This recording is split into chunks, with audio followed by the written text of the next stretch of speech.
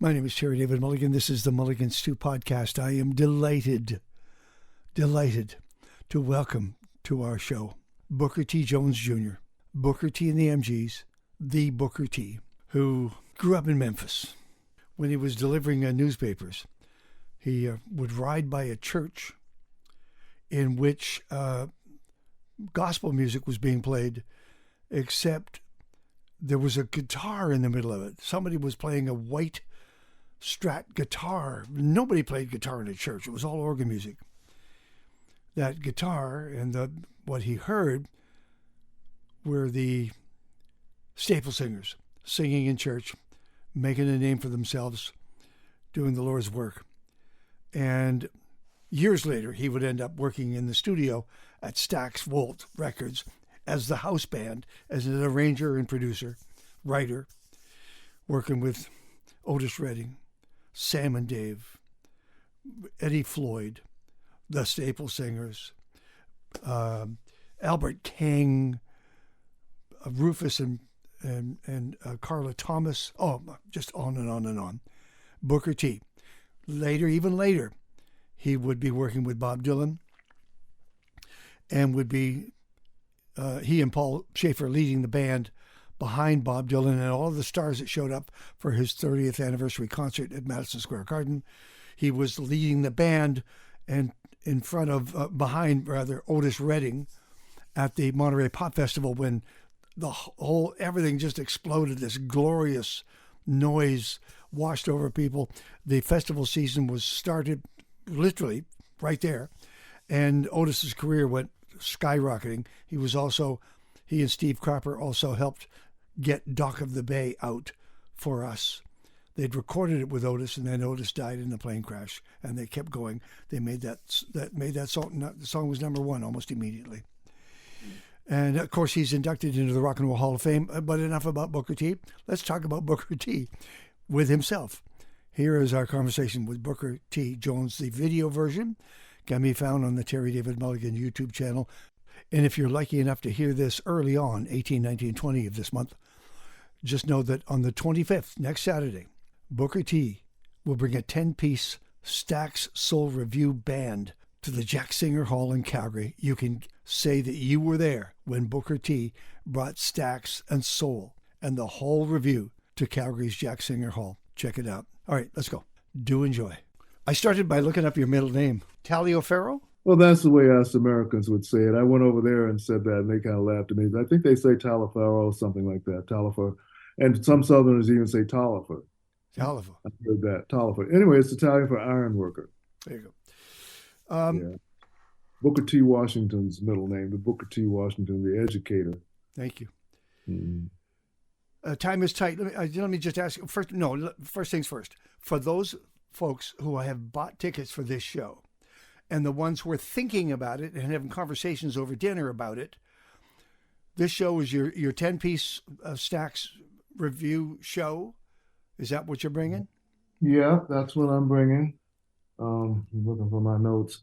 Yeah, it's... and you bring the stories with you. Stax Revue is the spirit of Stax Records. Yeah.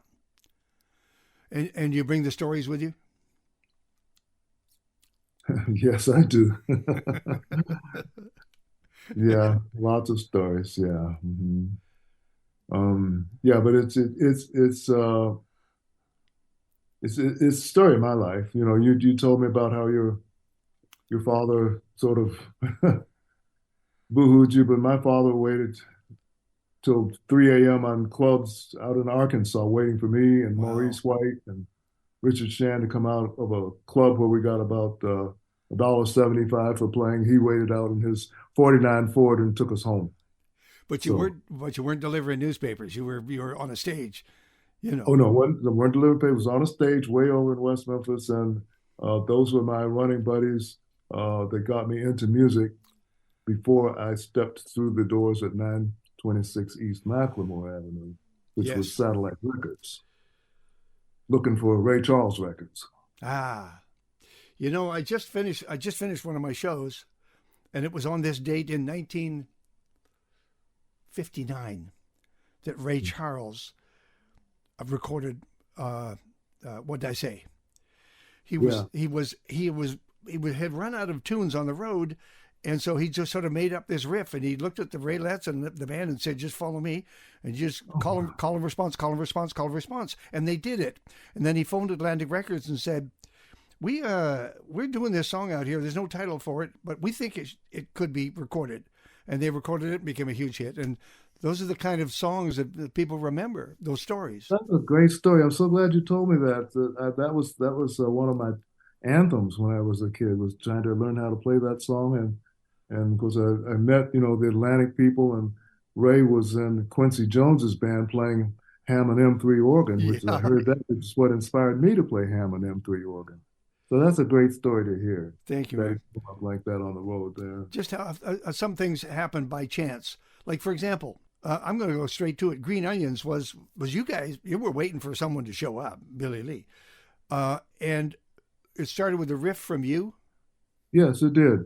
No. 1, 3, 4.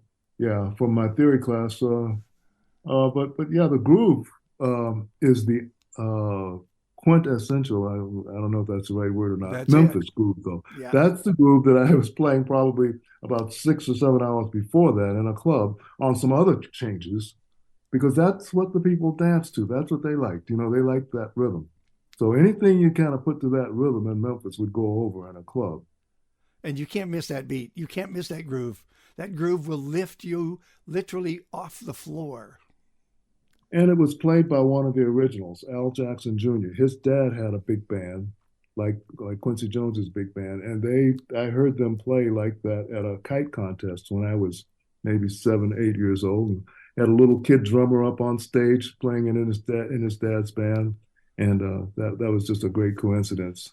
Here's what I remember about Al Jackson. First of all, he was so calm. Secondly, because I was used to rock and roll drummers who were just all over the place. Secondly, I can remember when he didn't need his right arm, he let it hang at his side, and did his rim shots with his left hand. And then when he needed that right arm, he'd bring it back up again. I'd never seen anybody do that. What a stylish performer! Yeah, that's another great story. I appreciate that, Terry. Yeah. I spent a lot of time on stage just watching him. Wow. Yeah. What did it take to? I mean, I know that. When you did, for example, Green Onions, when you laid that down, mm-hmm.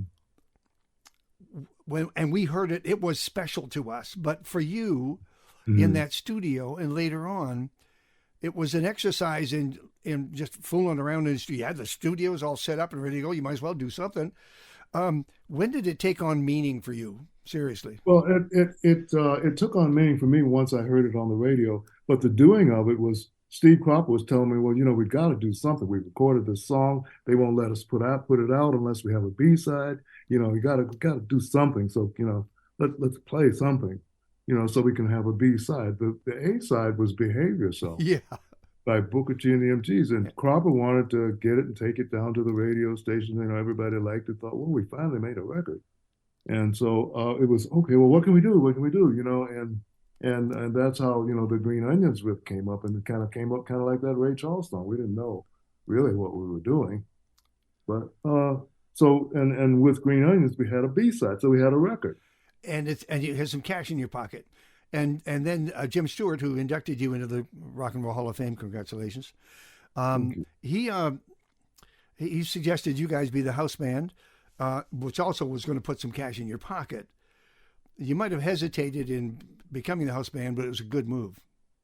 Oh, hesitate? Are you kidding? I was in heaven. In heaven.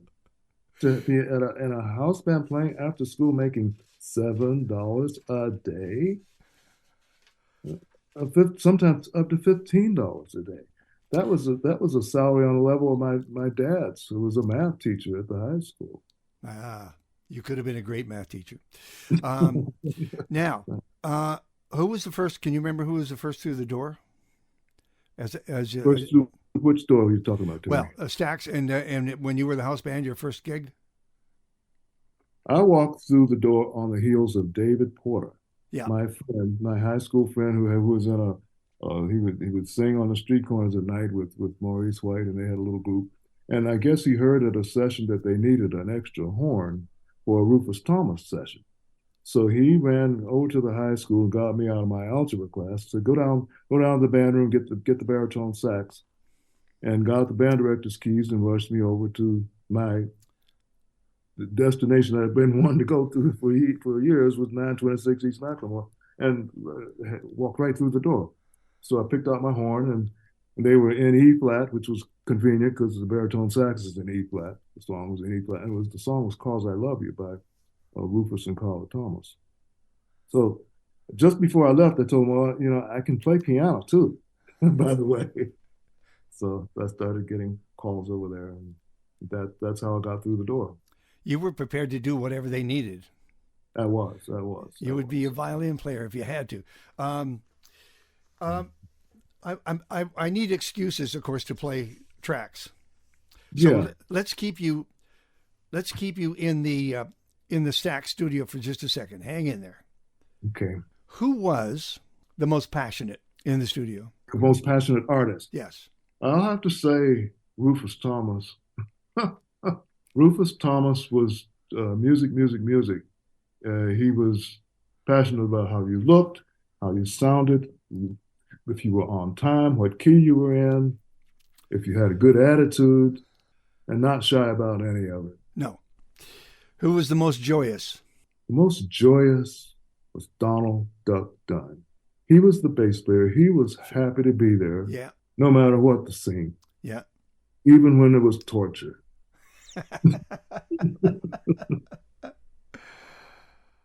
But as long as he had his pipe, he was all right.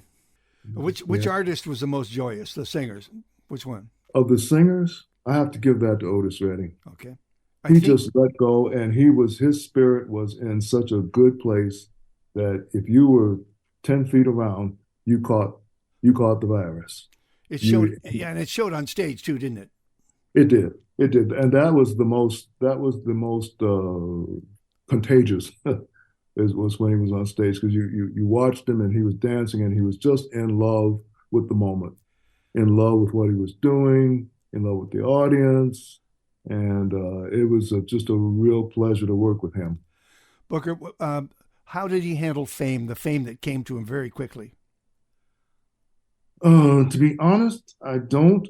To be brutally honest, I don't know if he did very well with that part.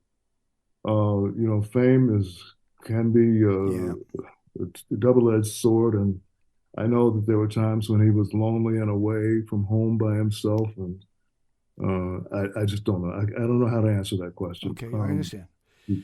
I remember Steve Cropper talking about the days following Otis's death in the plane crash, and you had Dock of the Bay recorded, if I'm not mistaken, or it was partially recorded, or he laid his vocals. It was on tape, yeah. Yeah. Do you remember those days and those moments, and then getting that record out? What was it like? Yeah, it was near the holidays, and Otis was obsessed, which means you had to be obsessed. And so we were in the studio. I don't know if I just remember people grabbing sleep in corridors and not going home, and all at the behest of the king, Otis Redding. We're not stopping now. Yeah. We're going to continue. It was crazy. It was insane. But the joy of doing that particular song, I remember trying to come up with a nautical theme on the piano to help it out. It was joyful. It was crazy. It was joyful. And then you heard it coming out of the radio, driving in your cars, and everybody played it. Everybody. Yeah, that was a transition time for me too. Yeah, that was 1968. Yeah. By the way, just in 1968 for a second, Sgt. Pepper had come out. The Beatles were everywhere. Did you guys talk about them and the impact they were having, and maybe the direction they were taking music? Yeah, the whole English movement caught our ear, Cropper, Otis in particular, and I'm sure that they met, and Otis wanted to do one of their songs, and the whole guitar thing from over there, and the Beatles themselves were, when we went over there, were personally very accommodating, and they came to visit us, and came to our shows, and so yeah, there was a relationship. And were you aware of the impact you were having on the British music scene? Yes, I was shocked at the crowds when we were going to go over. I was shocked. There was no tickets left. The concerts were full, and that was such a great feeling. But it was such a surprise. Who was the People most were telling us how hard it was to get the records. People were saying, "I can't get your records. We have to go." They were selling them offshore, and it was really something. who was the most spiritual in the studio, singer, artist? Who was the most what? Spiritual. Irritable? Spiritual. What did you say? Spiritual. Spirit. Spiritual. In other Mabel words, John in other comes words, to mind. walked a fine line between the church and Stax. This is this person I'm talking about, Mabel John. Yeah. Her brother was Little Willie John, but she always had a spiritual air about her. She's actually a minister, or she was last I heard. And she's the one that your good thing is about to come to an end. She was always just a great spirit to be around. You could feel her goodwill, and she was nice. Okay. Last question. Who's the most? I think I know the answer. Who was the most difficult in the studio? The most difficult artist? Difficult. Wilson Pickett. Yeah, of course. Wicked Wilson Pickett. Wilson Pickett was so, I don't know. I remember one morning he woke me up and let's go shopping, Booker. We were in Hollywood, separate hotels, and we had to walk from Sunset Boulevard to Hollywood Boulevard to this wholesale shirt shop, and he just shirt after shirt after shirt. And, well, Booker, you take him back to the hotel. I ended up carrying the shirts back to the hotel. I thought I was, hanging out with Wilson Pickett shopping. He took me along to have somebody to carry the shirts. But he was pretty steady, good close friend to hang out with. Did you spend much time with the Staple Singers? Roebuck? Yes. Yes. Now I maybe should have mentioned them as the most spiritual because I first saw them on my paper route at Mason Temple when I was throwing papers on 4th in Memphis, and the church door was open. I was maybe 20 yards from the church, and I could see a group from the street with my paper sack on, and they had robes, and there was a guitar in the church. I don't know if you know about 1955, but a guitar in the church was kind of, and it was Pop Staples, and I could hear them. That sound from the streets. That guitar sound. Yes, I could hear it through the door, and that was the Staple Singers, and I never thought I would get to meet them or be with them, but that's and still is probably the most spiritual and very strong spiritual influence from Stax. Your time with Aretha?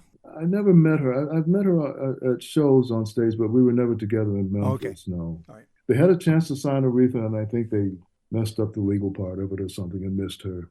One more artist, because I saw him many times, Albert King. Did you work with Albert? I think I was probably spiritually closest to Albert than any of the other artists. Wow. He came to Memphis. Heard he was coming to Memphis. He was one of the kings, and he didn't have a song. And they said, to me and William Bell, can you do something? So 8 hours before the session in my den, midnight, we wrote Born Under a Bad Sign for Albert King.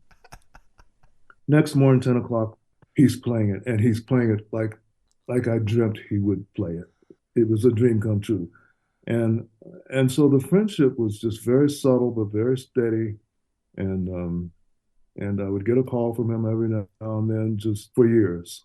Albert King. Man, this is a lot of memories for me. My life is just racing in front of my eyes here. It's an amazing. This is this is very emotional for me because I've been playing all that music all these years, hoping someday. Yeah, and these concepts I'm saying are in the music. It's in the music. You can hear it. That's great to hear. Yeah, especially with Albert.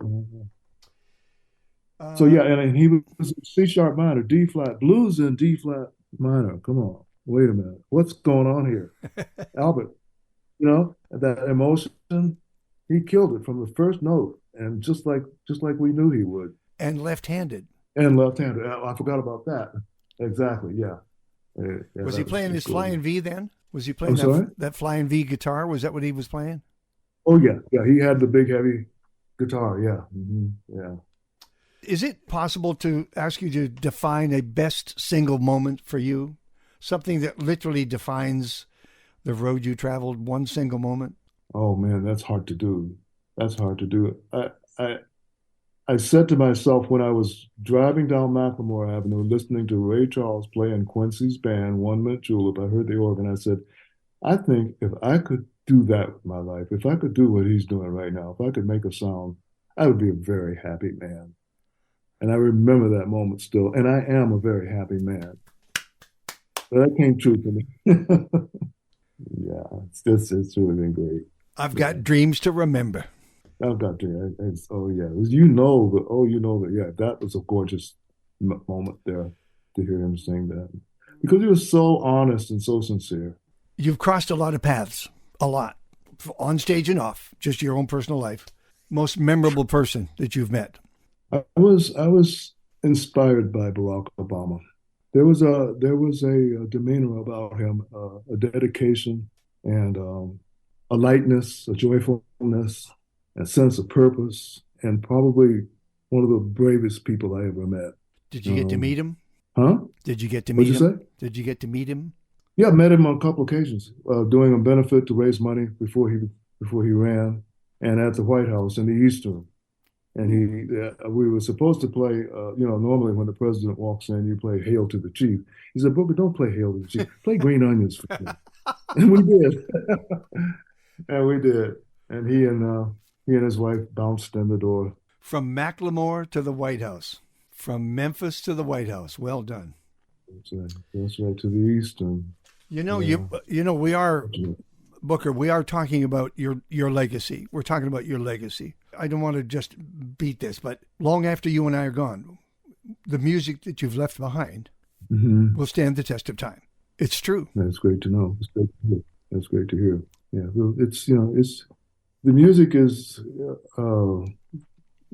makes a palette for good things to happen and for people to feel good, and it's a nice accompaniment to life. It's a great thing to be involved in. I'm happy to be a musician.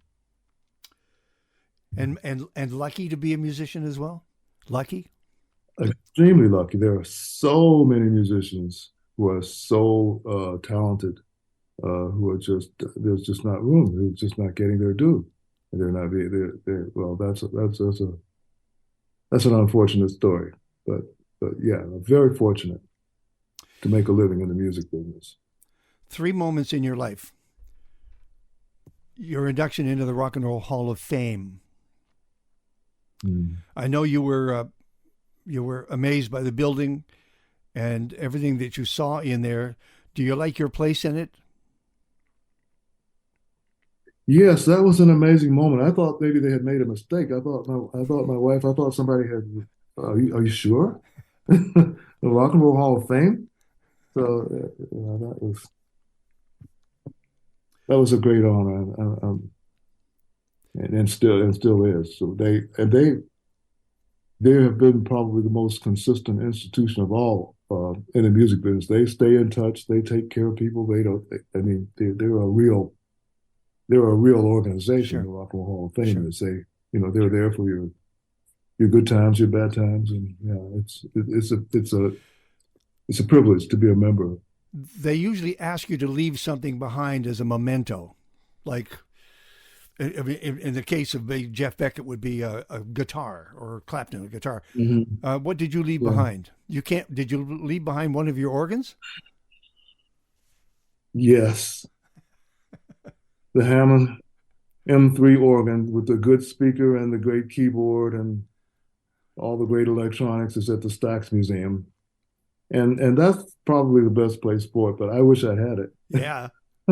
It's like leaving a friend behind. Yeah. The rest of them are not the same. They don't play as well. You may have to do a swap. But it's good that it's there. It's protected there. I remember being very impressed with Bob Dylan's 30th anniversary celebration at Madison Square Garden. Was it? Do you remember moments of it? Yes, I remember that show. Bob comes to mind. We were neighbors in Malibu for a while, and he brought certain songs over to test them out on me. Do you think this is any good? I'm sitting there with Bob Dylan, and he says, "You think this is any good?" Mm, yeah, but yeah, the show was great. There were moments with uh, the Irish Sinead O'Connor, Yeah, and yeah. she's changed her name, and I forget her new name. There were moments, great moments on that stage. I was happy to be there. Hmm. I like the reworkings of some of the songs, including Clapton's "Don't Think Twice, It's All Right." I just love the way he handled that. It was one of his best solos ever. Just the whole night. Who was that? Eric Clapton Yeah, that we did the arrangement with? Yeah. yeah. Yeah, yeah. Yeah. Well, Bob's material is Oh so man, doable. and he's still going. He's still going. He is, yeah. Yeah, And I had an electric guitar and I was running it through an old Craig amplifier and I turned it up and it made a distorted sound. He says he liked that. He was crazy about that. So he was coming to my outhouse, my garage, to play my electric guitar through this for this distorted sound in 60 and 69 because he liked the and well, that's and he finally ended up playing some electric guitar. the Monterey Pop Festival and that whole show that you put on in Monterey Pop Festival, which really started the underground rock movement. Any thoughts on that event and that moment? Yes, that was a great moment for Otis because Yeah, Otis realized his new audience. He realized on a higher level, new friends. yeah. Made a lot of new friends backstage. Yeah, that was the United States was taking on a different atmosphere and look as after that day. That was a how do you say a revelation in a way about what was going on politically and musically in the country and in the world. Sure. Jack Bruce came and spent time with me and talked to me, and we talked music backstage. And there was a lot of mingling among the musicians backstage at Monterey, and everybody was listening to everyone's show. So it was a great time. Jimi Hendrix, Janis.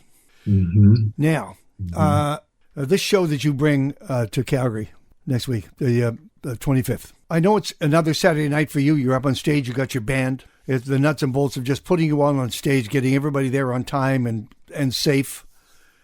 Once the music Hmm. starts, once it sets itself in motion, can Hmm. you still get carried away by it? Oh, yeah,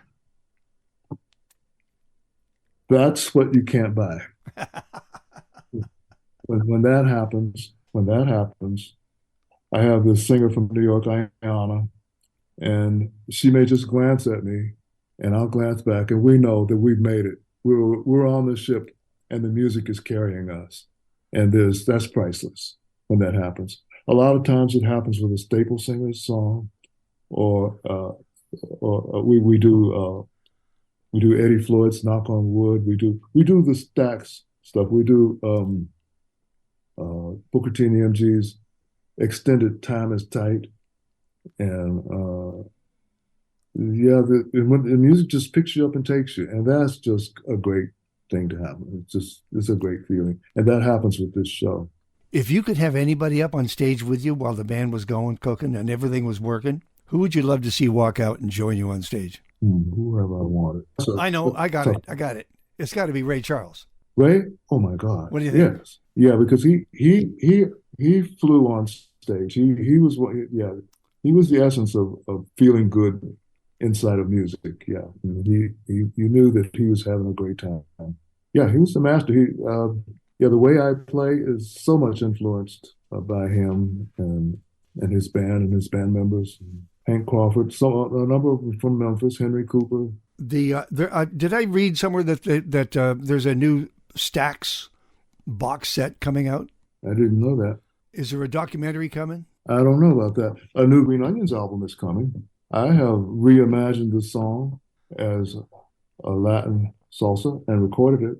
And I have reimagined it as a country song and as a jazz song and as a reggae song. and that's coming out. That's done. That's been fun. I missed the first part of that. Are you saying that you did all of Huh? those versions with Yeah. green onions? Yes, yeah, yeah. Green Onion is the Wow. first. Yeah, Wow. yeah. It's the 60th anniversary. This is I'm 78 years old.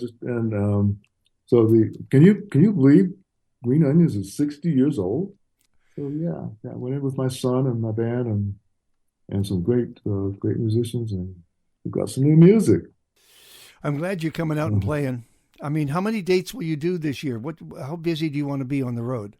That's a good question. I think probably around 30, 50, something like that. I'm not really sure what the number is. It varies because we were off. We were for 2 years. We were not playing. So, it's slowly picking up. Did you watch the Grammys? I did. Do you recognize the music? Well, no, I was so glad to see Bonnie Raitt there, Bonnie though. Raitt. Took the words right out of my mouth. Bonnie Raitt. I was so inspired that she wrote a song and recorded it, and she did such a great job of it, and that it won.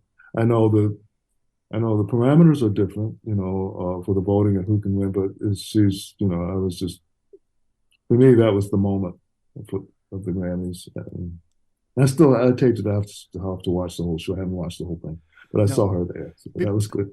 And there's no fluffery around here. There's no big show around her. She is her. It's her guitar. It's her voice. It's her passion. The basics, right? Mhm. And the story. And the story. Now, the interview I did just before you was with David Landreth, With who? The Landreth brothers. The Landreth brothers in Winnipeg, Manitoba, met Bonnie 7 years previously, and she asked for one of their songs, and she sent it. They sent it to her, and that was the first single off the album "Made Up Mind." So when she won the second Grammy for Best Americana Song, that was the Landreth Brothers song from Winnipeg, Manitoba. Took them 7 years from the time they handed off to the time the thing got Mhm. recorded and became the first single. And so everybody wins. Everybody wins with Bonnie Raitt. Everybody. Yeah, that's great. Yeah, yeah. That was a good moment for me. Thank you for bringing your music out here. You know that. Oh, you're very welcome. That's what I'm here to do. I'm fortunate to be able to do that. Last question. Mhm. Can music heal? Unequivocally, yes. Yes. I'll give you my full perspective. Yes. Throughout the annals of time, music does heal, can heal, did heal, will heal. That's my opinion. Thank you. I happen to agree with you. Thank you for your time. Thank you. Thank It's you. good to meet you. Thanks for Nice to calling. finally meet you, sir. Hopefully we can meet up at some point. Maybe. Ah, man. Yeah. If you get anywhere near me, I'm coming. I'll find you. Thank you. I appreciate that. Okay. I look forward to it. Thank you, buddy. All Thank right, you. my friend. I hope you enjoyed that. The one and only Booker T. Jones, the man who was in the middle of true music history. Surrounded by that music, he has left a legacy that literally is irreplaceable. Unbelievable. My thanks to Booker T. And if you get a chance, go and see him at the Jack Singer Hall in Calgary, Saturday the 25th with a 10-piece soul review. It's all right there. Just let it wash over you. Next week, an amazing story. I've been interviewing the Brothers Landreth for a number of years because I love their music. And the first time I saw them, first time I heard them live, frankly, at the Edmonton Folk Fest, I turned to Elliot beside me and said, "It's Little Feat. They just sound like Little Feat. They've got that Little Feat roll, that beautiful rhythm to their music and their soul." And as it turns out, they heard a lot of Lowell George and Little Feat as they grew up in Winnipeg in their house because their dad Wally was a musician and that's what he loved. And so anyway, they're playing the Winnipeg Folk Festival, and Bonnie Raitt walks up. She's the headliner and says, "I like your songs. You remind me of my friend Lowell George.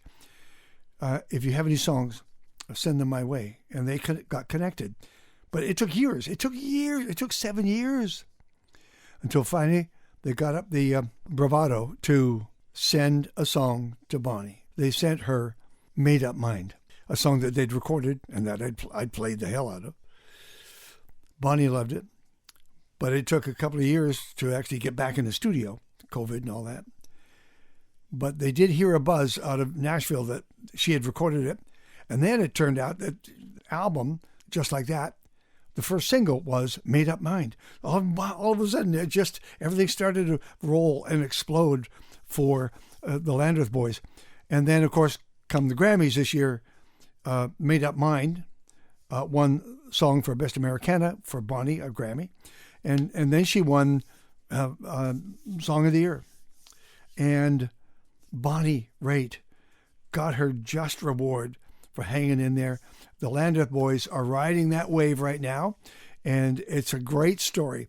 Have a listen next week as we have David Landreth on the Mulligan Stew podcast.